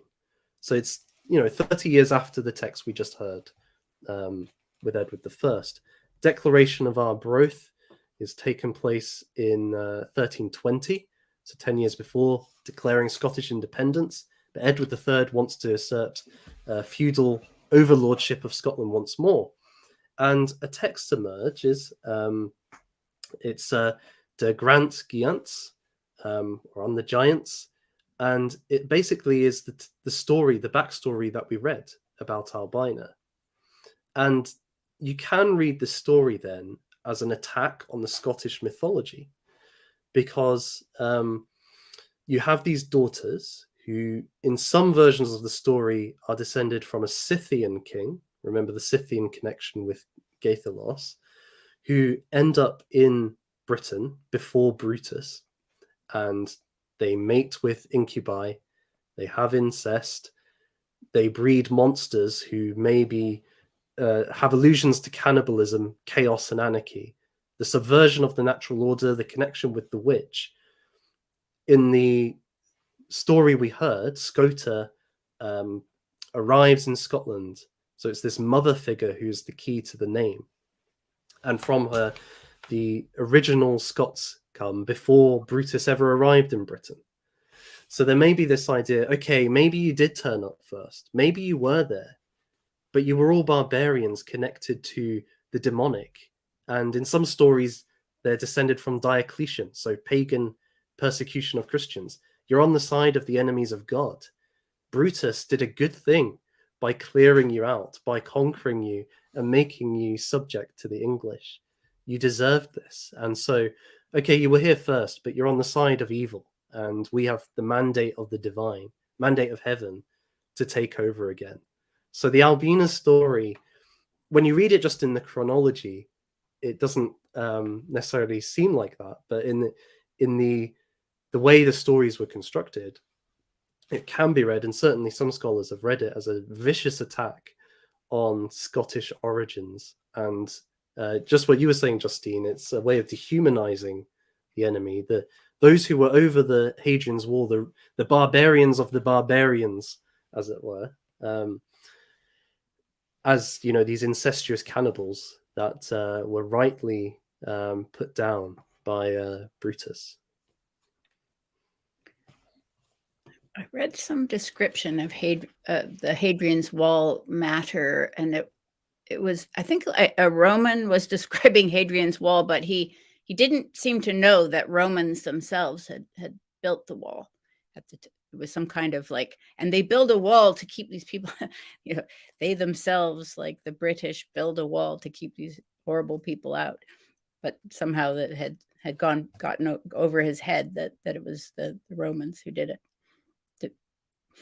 It's there's in one of these stories there's a reference to having like the land separated in two, and I think it was an east-west separation as opposed to Hadrian's Wall, sort of more of a north-south separation. But there's a point at which part of the land is described. It often seems like Britain is sometimes, there's kind of a tension between, sometimes it's described as this abundant place with, you know, lots and lots of food and not too harsh weather and so forth. And then on the other hand, as this kind of complete desert, which is, you know, has nothing but horrible weather and like no food. I think they went as far as to say that even setting foot on the western side was would basically result in instant death for anything that went there, be it man or beast. Yeah.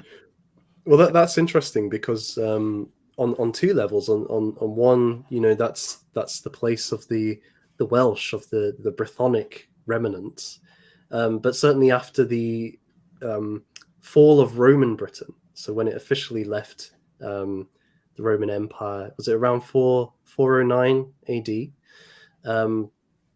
The eastern coast largely, I mean, there's a lot of debates, but essentially the eastern coast you could see is collapsing economically and societally, and the Anglo-Saxon groups are able to settle there quite easily, whereas it's the western portion of Britain, so a place like Cornwall or the northwest, you find little outposts of Roman Britain still surviving for several decades after the official kind of leaving the Roman Empire.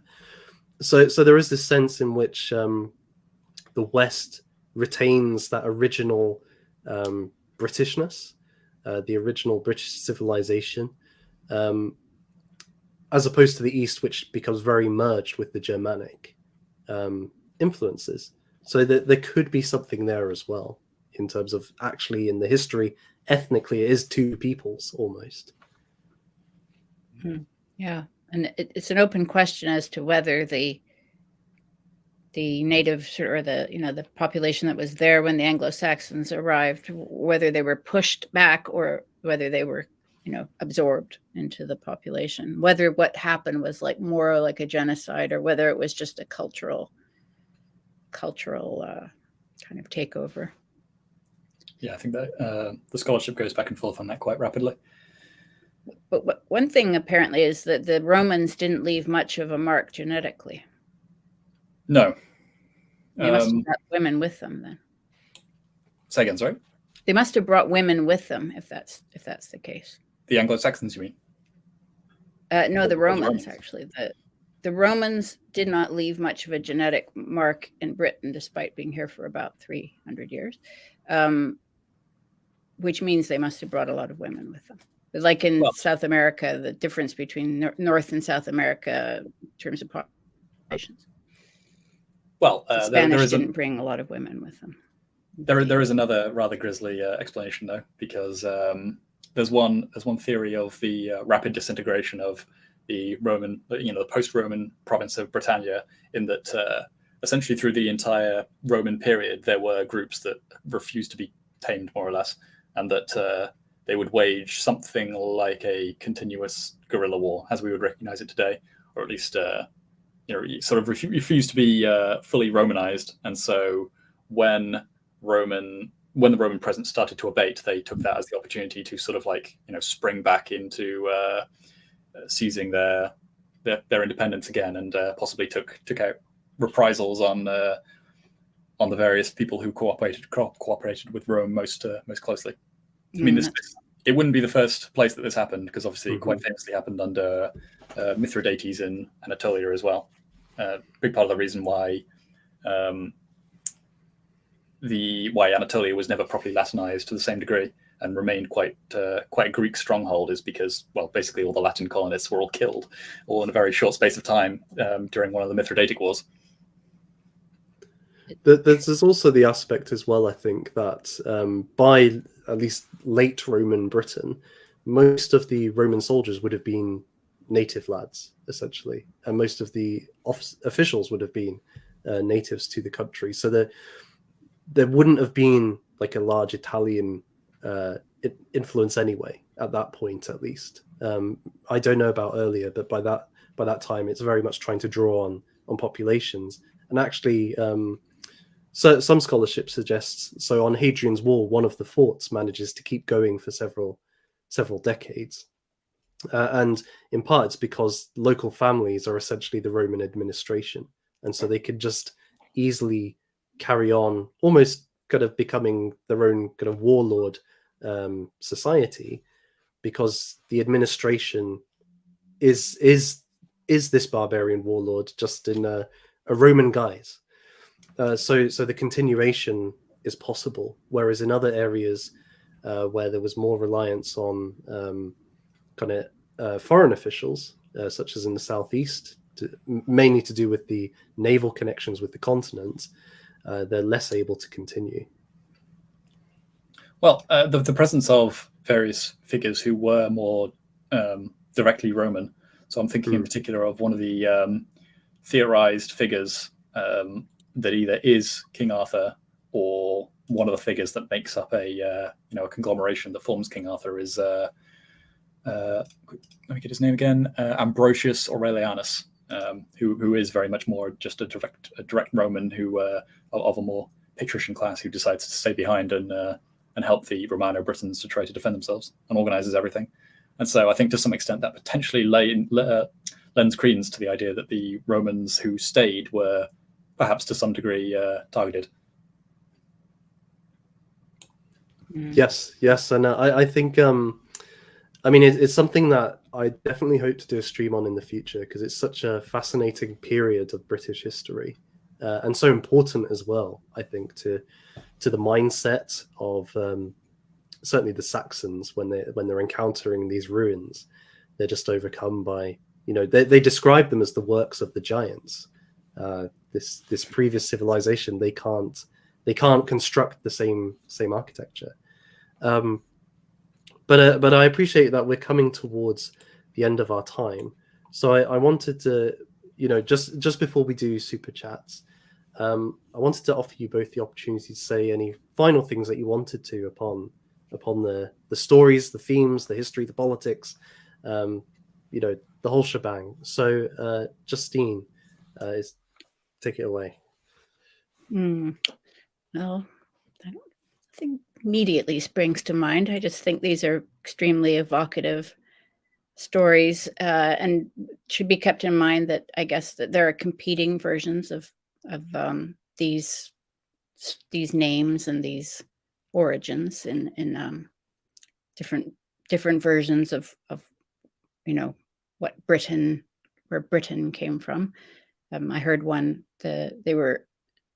I think the Romans, one Roman historian called the Britons the Prytani originally, which I think refers to the painted people, possibly. That's one theory, and then it became Britanni. So back to the Picts, which Picts means painted people. So there was this idea that people were, not just an idea, that warriors did paint themselves blue using woad, I think it is, blue and green. So these are, there are some different accounts, and they're all sort of quite interesting. But it's a fantastical and evocative territory that we have explored. Thank you, Justine. That's That's a great summary of yeah, I think that's right. Like, it's a fantastical distillation of where we come from, but it in a way that points towards maybe some deeper things within who we are that maybe a straight history lesson might give you. Yeah, I guess it points to the importance of the stories for our people, that our people wanted to place themselves in these larger narratives of classical narratives and biblical narratives, and to be, and to be part of that whole larger story, and place, sort of see ourselves within that larger tapestry. I think that it's obvious that it's very important to them. It sounds strange to say the Scots are descended from Pharaoh's daughter, for example. I don't think most people imagine that, but it says that, at least it was important for a certain amount of medievals to sort of place ourselves in that tradition. I just wonder, there's all these pushes to try and return things to these countries, right? But if the Scots are descended from Egypt and the English are descended from Troy, should we be returning anything? There are our heritage too. Anyhow, Rupert, any thoughts from you? What stuck out to me through the conversation and just through revisiting the stories is the vision that it paints for sort of what the Britons were under Brutus, in particular, in that sort of originary state, and what Britain sort of represents in that wider mythological sense. So Brutus and his band of Trojans being sort of men who are respectful to the gods, but strictly speaking, they are sort of conquerors, and they're men who are kind of warriors through and through. And even when subjugated, so we didn't mention that part too closely, but in one version of the story, the Trojans who Brutus leads are originally slaves who rise up from their Greek captors and take their freedom back by force. I think combining that with all of the other different strains of mythology and folklore and everything that sort of paint the English as a very militaristic warrior people is definitely something that we've lost, but was definitely very important for a very, very long period of time. And portraying Britain as a place that is divinely promised to us, but also somewhere that is quite inhospitable, kind of at the edge of the imagination, at the edge of the world, as somewhere that is quite rough and needing to be both tamed and purified of evil influences, I think is also something that's quite evocative and possibly something to carry with us. Thank you, and I think just to kind of build on that, I would say, it points to maybe that universal spirit, non-universal spirit, sorry, the Anglo spirit, the Faustian spirit, driving up against the infinite, trying to conquer that which is on the very edge, taking on a world of darkness and making it a civilization. So the darkness of Albion with Albina's brood and monsters and demonic, and trying to take that spirit's still there in us, and we kind of touched on that. But then there's also that other spirit that we mentioned before, the spirit of pride, the spirit of the witch, this rebellion against the natural order, natural law, subverting that which makes society possible and ending all in chaos and really quite wicked things. And we see that spirit today as well. And that maybe there's been this wrestle between these two at various points throughout British history or Anglo history. Then also finally this idea of exile, and that our origins are Egypt and Greece and Troy and the classical world, and the connections that we are inheritors of the classical world. But then also this, and I think Julius Flavius in the chat has kind of mentioned this too, and we mentioned it earlier, the solar and the lunar, that this is a society which thinks it needs to reclaim the divine or find the divine. It doesn't have it inherently, and maybe it's lost something, or no longer has that original state. In some ways, it's fallen, and maybe it needs to reclaim that and rediscover that for the world. So many kind of deep themes, many things which are still present in us and in our society and shape us. And maybe through this narrative, you'll be able to see some of those things. And then further, just as well, the kind of history under the surface, that although the story itself may not be literal truth, we've pointed to various things which it could be drawing upon, ancestral memories or various migrations, various conflicts, even the medieval conflict in which it's written, whether the Scots should be ruled by the English, and the kind of ethnic cultural differences perhaps, and whether the Scots are descended from demons. I mean, that's the real key issue. Big question. Yeah. So on that note, we have one super chat today from Alice Liddle 1872. Thank you so much, Alice Liddle. Good to see you again. This is for £5. The origin of the Irish Scots is odd. Do you know why they believed it? My sister is into pseudo-historical theories and believes this stuff. Lol. Well, for one thing, I think it is quite romantic to believe that the Scots are descended from the Egyptians, and it connects them to a mighty civilization, a marvelous civilization, one which achieved amazing things thousands of years before the Britons really got going as a civilization.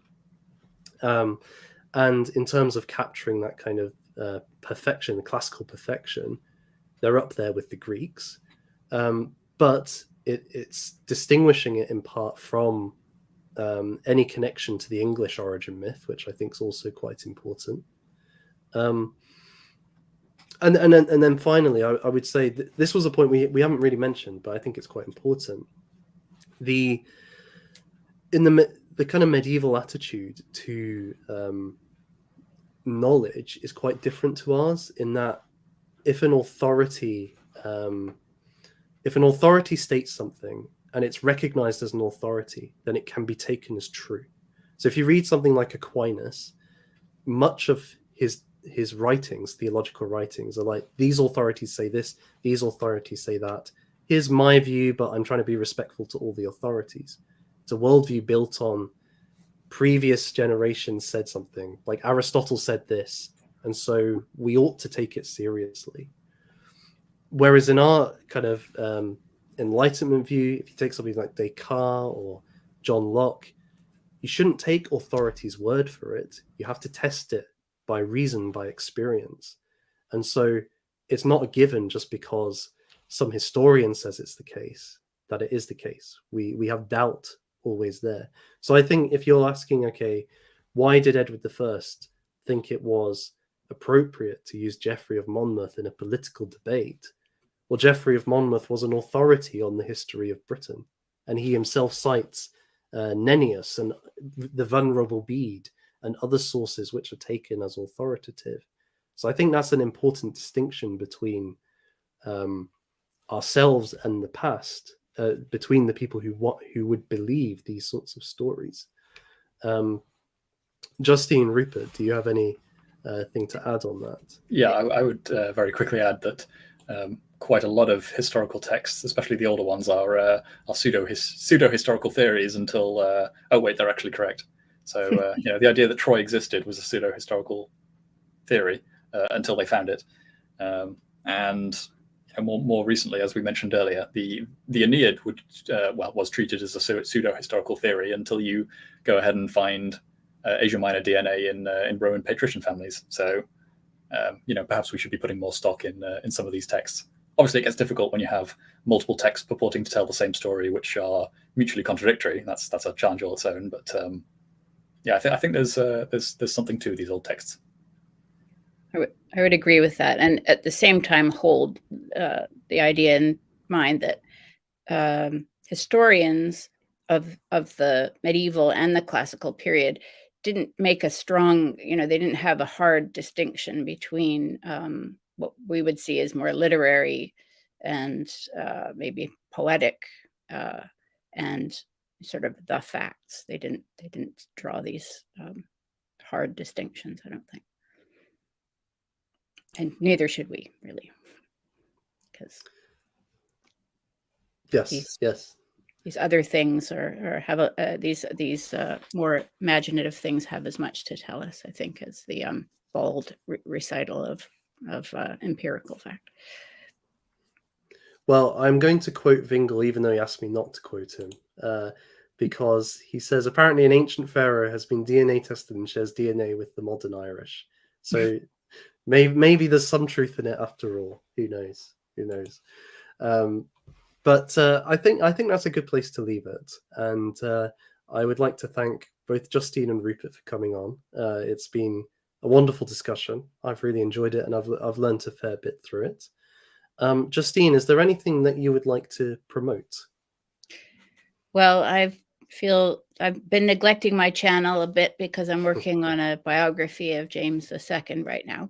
But I do have a channel, Justine Brown's Bookshelf, and hopefully in a month or so I'll be back making videos.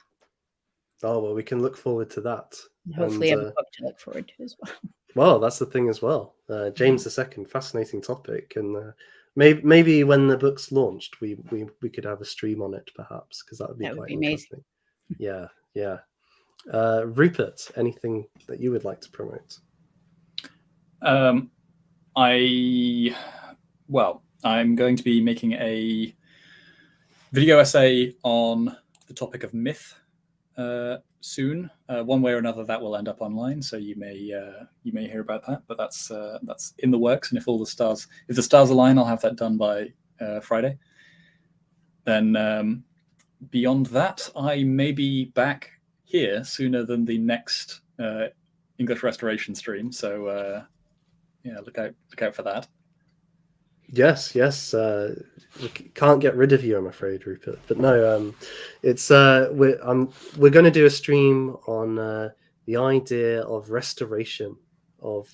I guess we've been looking at like Edward claiming King Arthur, and Edward I and Edward III, trying to inhabit King Arthur, to live as King Arthur in the modern world, and use that as a way to shape and justify their actions. And we're going to look at that in a number of different historical instances, from the ancient world to relatively modern. So I'm really looking forward to that.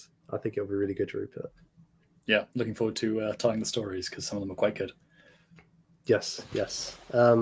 As for myself, just to say, on Friday at 10 p.m. GMT, I'm going to be on Luke Avery's channel, i.e. Lambda. He's doing Lampster at the moment, and I watched some of it yesterday. Absolutely fantastic talks. I'm going to be on with him, and we're going to be discussing the verse from Proverbs, "The fear of the Lord is the beginning of wisdom."